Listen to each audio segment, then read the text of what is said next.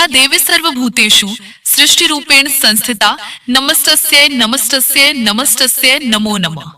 नमस्कार प्रिय भक्तगणों, मेरे साथ इस मंत्र का उच्चारण आज के दिन अवश्य करिए। ह्रीम क्लीम स्वामिन्ये नमः।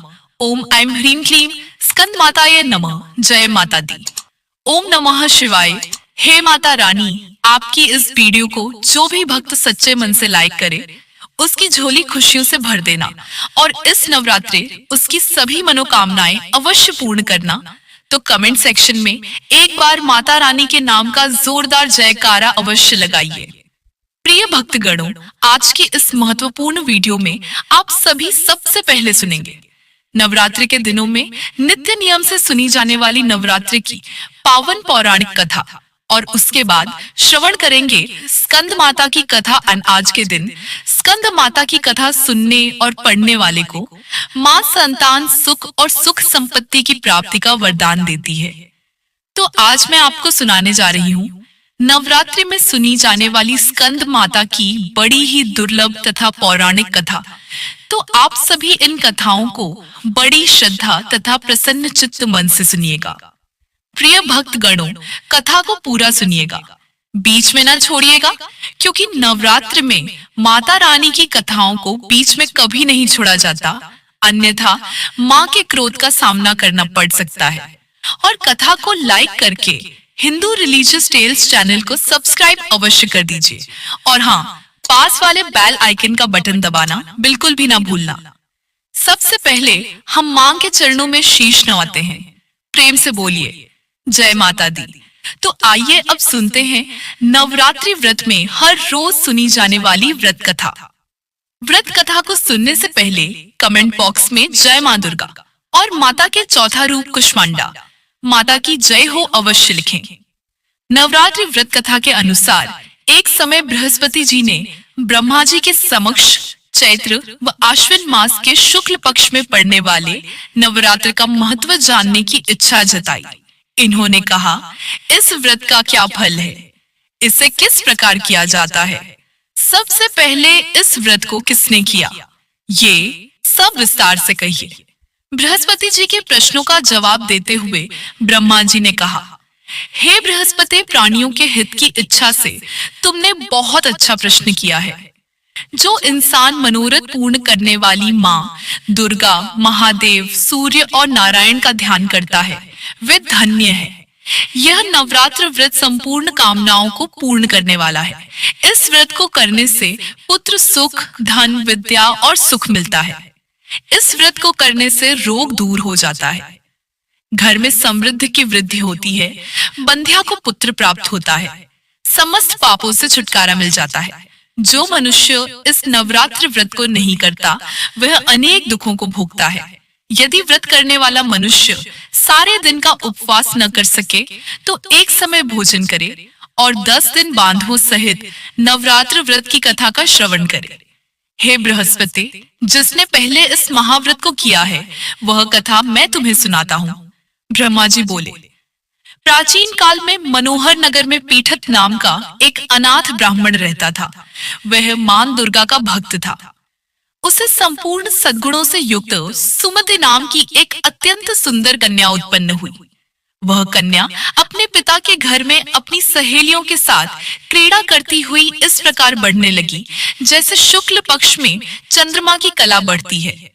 उसका पिता प्रतिदिन जब दुर्गा की पूजा करके होम किया करता, वह उस समय नियम से वहां उपस्थित रहती।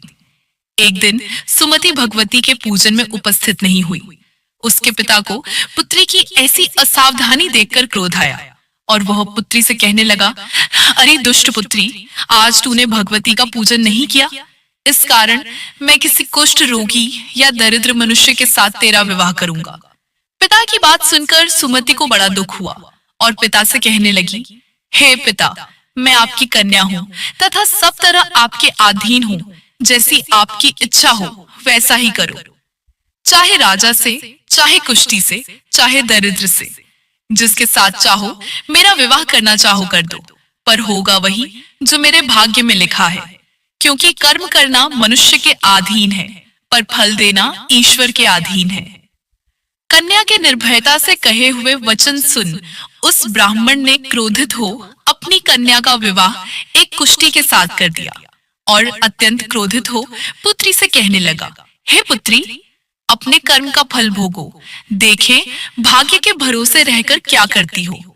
पिता के ऐसे कटु वचनों को सुन सुमति मन में विचार करने लगी, अहो, मेरा बड़ा दुर्भाग्य है जिससे मुझे ऐसा पति मिला।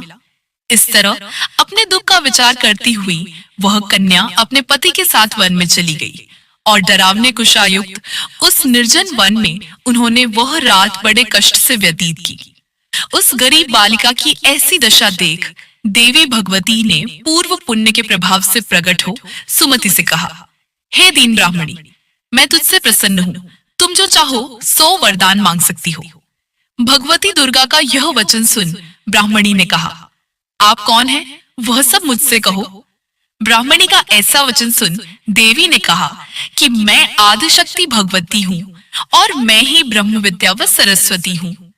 प्रसन्न होने पर मैं प्राणियों का दुख दूर कर उनको सुख प्रदान करती हूँ। हे ब्राह्मणी, मैं तुझ पर तेरे पूर्व जन्म के पुण्य के प्रभाव से प्रसन्न हूँ।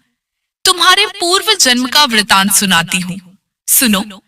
तू पूर्व जन्म में निषाद की स्त्री थी और अति पतिव्रता थी। एक दिन तेरे पति निषाद ने चोरी की। चोरी करने के कारण तुम दोनों को सिपाहियों ने पकड़ लिया और जेल खाने में कैद कर दिया। उन लोगों ने तुझको और तेरे पति को भोजन भी नहीं दिया। इस प्रकार नवरात्र के दिनों में तुमने न तो कुछ खाया और न जल ही पिया। इस प्रकार 9 दिन तक नवरात्र का व्रत हो गया। हे ब्राह्मणी, उन दिनों में जो व्रत हुआ, इस व्रत के प्रभाव से प्रसन्न होकर मैं तुझे मनोवांछित वर देती हूँ। तुम्हारी जो इच्छा हो सो मांगो। इस प्रकार दुर्गा के वचन सुन ब्राह्मणी बोली, अगर आप मुझ पर प्रसन्न हैं तो हे दुर्गे, मैं आपको प्रणाम करती हूँ। कृपा करके मेरे पति का कोढ़ दूर करो। देवी ने कहा, उन दिनों तुमने जो व्रत किया था, उस व्रत का 1 दिन का पुण्य पति का कोढ़ दूर करने के लिए अर्पित करो। उस पुण्य के प्रभाव से तेरा पति ठीक हो जाएगा। इस प्रकार देवी के वचन सुन वह ब्राह्मणी प्रसन्न हुई और पति को निरोग करने की इच्छा से जब उसने तथास्तु ऐसा वचन कहा, तब उसके पति का शरीर भगवती दुर्गा की कृपा से कुष्ठ रोग से रहित हो गया। वह ब्राह्मणी पति को देख देवी की स्तुति करने लगी, हे दुर्गे, आप दुर्गति को दूर करने वाली, तीनों लोगों का संताप हरने वाली, समस्त दुचिखों को दूर करने वाली, रोगी मनुष्य को निरोग करने वाली, प्रसन्न हो मनोवांछित वर देने वाली और दुष्टों का नाश करने वाली जगत की माता हो। हे अम्बे, मुझ निरपराध अबला को मेरे पिता ने कुष्ठी मनुष्य के साथ विवाह कर घर से निकाल दिया। पिता से तिरस्कृत निर्जन वन में विचर रही हूँ। आपने मेरा इस विपदा से उद्धार किया है। हे देवी, आपको प्रणाम करती हूँ, मेरी रक्षा करो। उस ब्राह्मणी की ऐसी स्तुति सुन देवी बहुत प्रसन्न हुई और ब्राह्मणी से कहा, हे ब्राह्मणी, तेरे उदालय नामक अति बुद्धिमान, धनवान, कीर्तिवान पुत्र शीघ्र उत्पन्न होगा। ऐसा वर देकर देवी ने ब्राह्मणी से फिर कहा कि और जो कुछ तेरी इच्छा है वह मांग ले। सुमति ने कहा कि हे भगवती दुर्गे, अगर आप मुझ पर प्रसन्न हैं तो कृपा मुझे नवरात्र व्रत की विधि का विस्तार से वर्णन करें। ब्राह्मणी के वचन सुन मां दुर्गा ने कहा, हे ब्राह्मणी, मैं तुम्हें संपूर्ण पापों को दूर करने वाले नवरात्र व्रत की विधि बतलाती हूँ। आश्विन मास के शुक्ल पक्ष की प्रतिपदा से लेकर 9 दिन तक व्रत करें। यदि दिन भर का व्रत न कर सके तो एक समय भोजन करें। शुभ मुहूर्त में घट स्थापना करें और वाटिका बनाकर उसको प्रतिदिन जल से सींचें। महाकाली, महालक्ष्मी और महासरस्वती की मूर्तियां स्थापित कर उनकी विधि सहित पूजा करें। बिजौरा के फल से अर्घ्य देने से रूप की प्राप्ति होती है। जायफल से अर्घ्य देने पर कीर्ति, दाग से कार्य की सिद्धि होती है।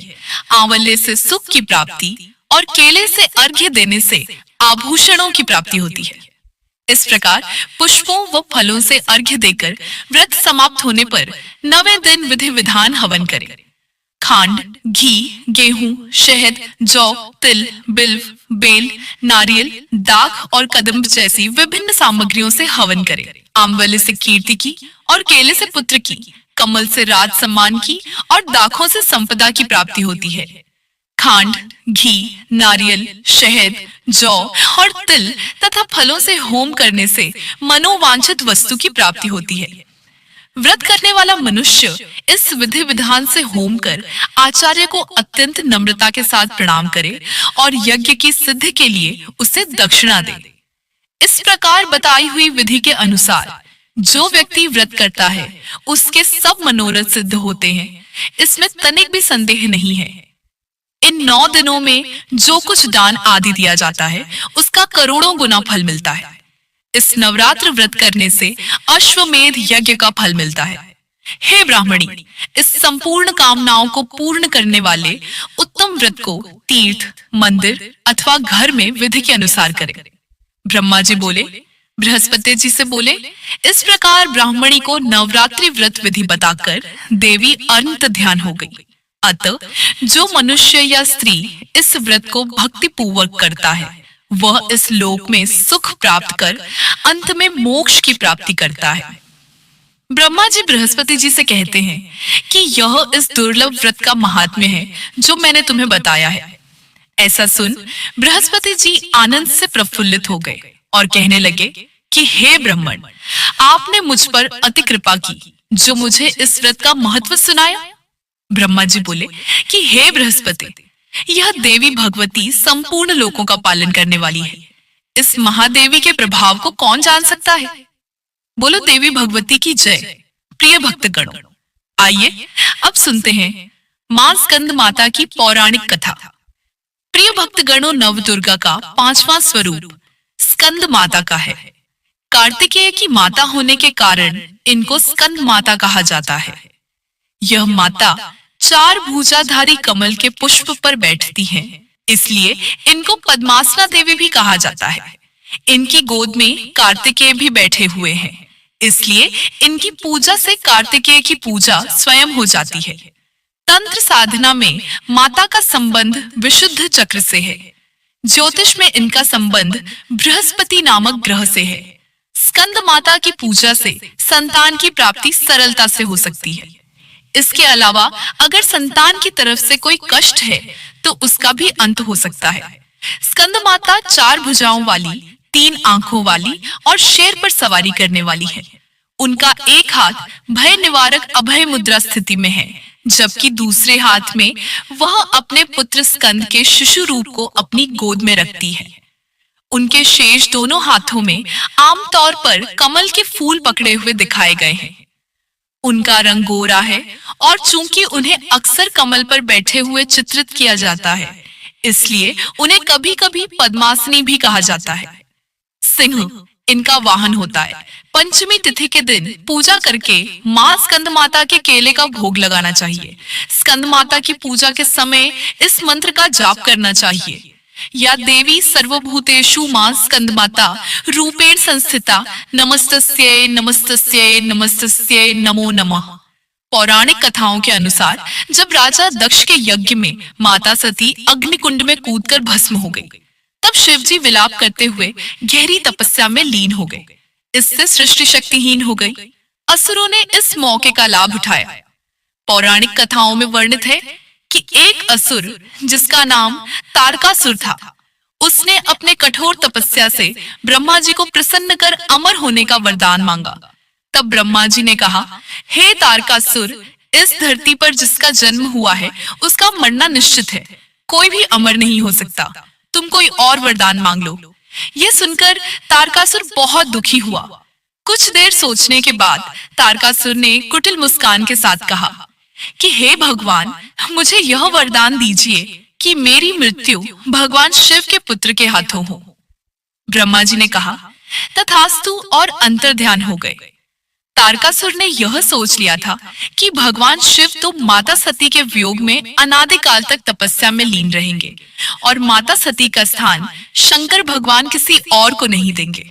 अतः वे तो अब विवाह करेंगे ही नहीं और उसकी मृत्यु, जो कि शंकर भगवान के पुत्र के हाथों होनी है, बिना शिव जी के विवाह किए उनका जन्म लेना भी असंभव है। अब एक प्रकार से तारकासुर स्वयं को अमर ही समझ बैठा था। वो बहुत ही शक्तिशाली और क्रूर हो गया था।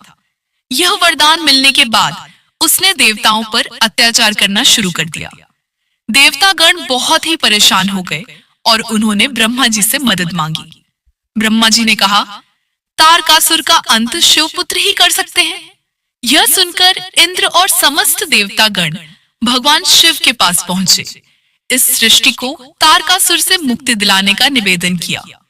शिव जी ने सभी देवताओं को इस समस्या से मुक्ति दिलाने का वचन दिया। तब भगवान शिव जी पार्वती की अपने प्रति अनुराग की परीक्षा लेते हैं और माता पार्वती की तपस्या से प्रसन्न होकर उनसे विवाह करते हैं। विवाह के बाद शिव पार्वती के पुत्र स्कंद, जिन्हें हम कार्तिकेय कहते हैं, उनका जन्म हुआ।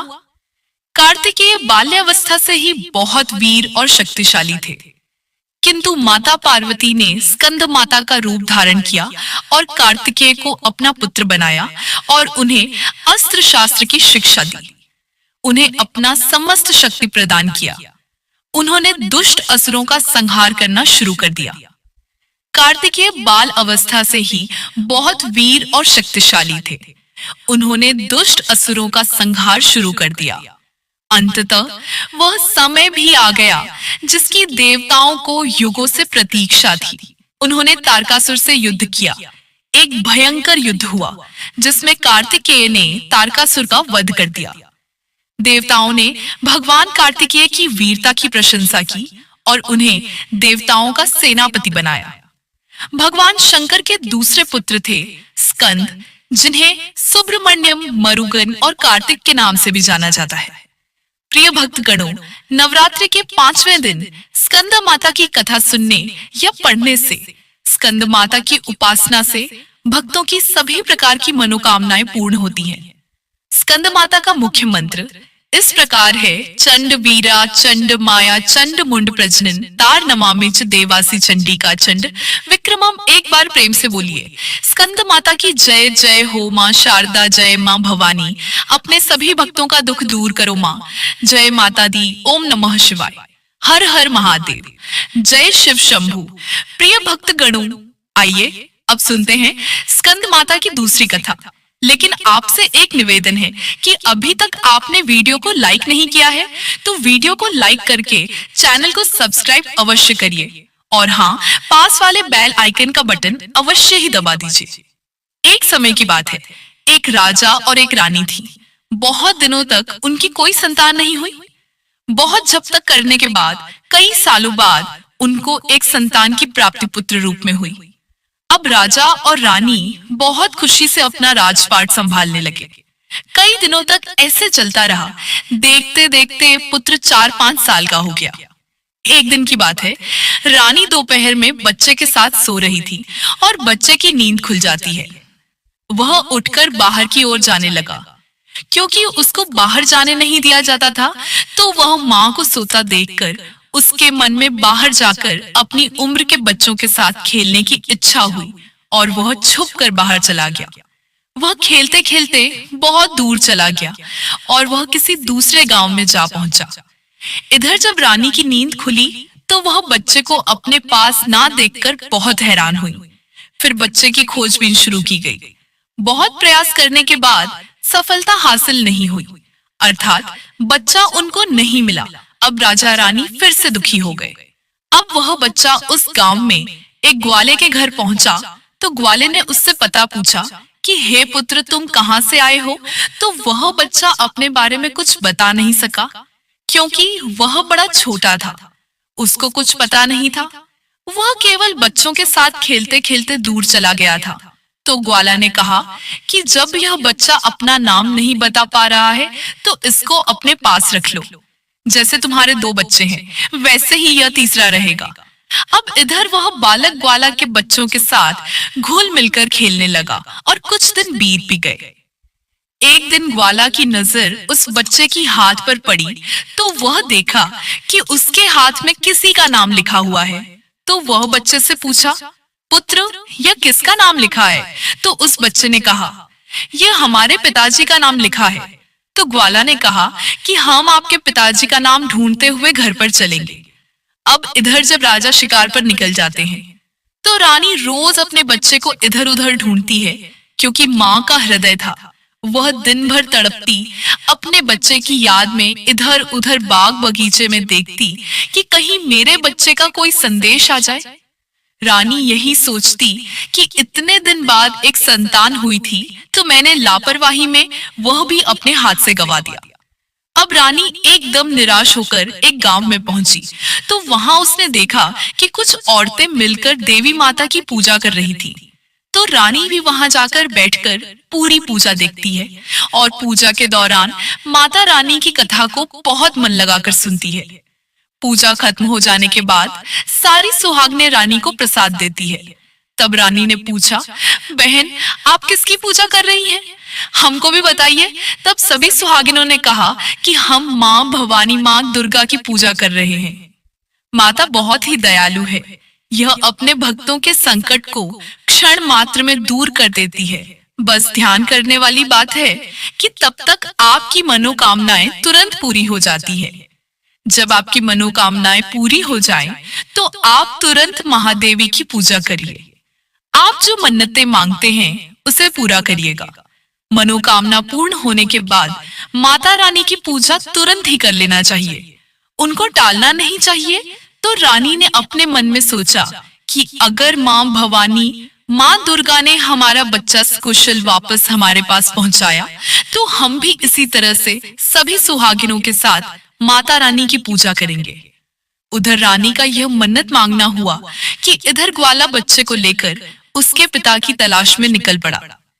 वह कई जगह ढूंढते हुए काफी देर बाद गांव के किनारे पहुंचा तो एक व्यक्ति से पूछा कि भैया इस नाम के व्यक्ति को क्या आप जानते हैं? तो वह आदमी ने बताया, हाँ भैया यह हमारे राजा का नाम है, उनका पुत्र खो गया है। क्या यह उन्हीं का पुत्र है? यह बताकर ग्वाला को घर का पता बताया। ग्वाला जब बच्चे को लेकर राजा के द्वार पर पहुंचा तो राजा रानी ने अपने बच्चे को देखकर लिपटकर रोने लगे और बार बार ग्वाला का धन्यवाद करने लगे। तो राजा ने पूछा कि भाई इसको आपने कहाँ पाया? तो ग्वाला ने कहा, राजा साहब यह बालक घूमते घूमते हमारे गांव आ पहुंचा था।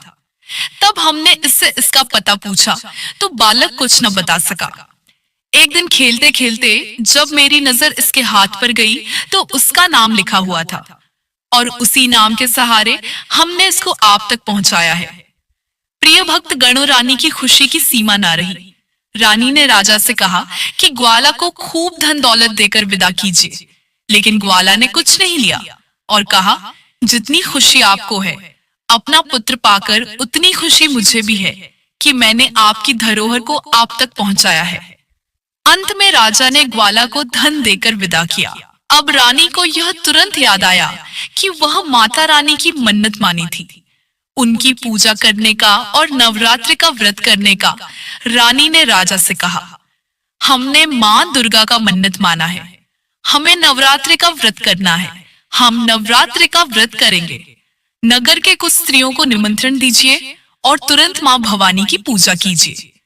रानी ने तुरंत माता की पूजा करने वाली सारी सामग्री इकट्ठा करवाई। माता रानी की पूजा की सारी व्यवस्था की गई। सभी सुहागिनों ने मिलकर माता रानी की विधिवत पूजा की और माँ भवानी दुर्गा माता का गीत गाया। जिन सुहागिनों को माता रानी की कथा आ रही थी उन्होंने माता रानी की कथा सुनाई और फिर अंत में सभी सुहागिनों ने मिलकर माता रानी की आरती की और उनसे प्रार्थना की कि हे माँ, जिस तरह आपने हमारे संकट को दूर किया, ऐसे ही जो आपको याद करें आप उनके भी संकट को तुरंत दूर करना है माँ। आपका स्वभाव बड़ा ही दयालु है, बड़ा ही सहज, बड़ा ही कृपालु है।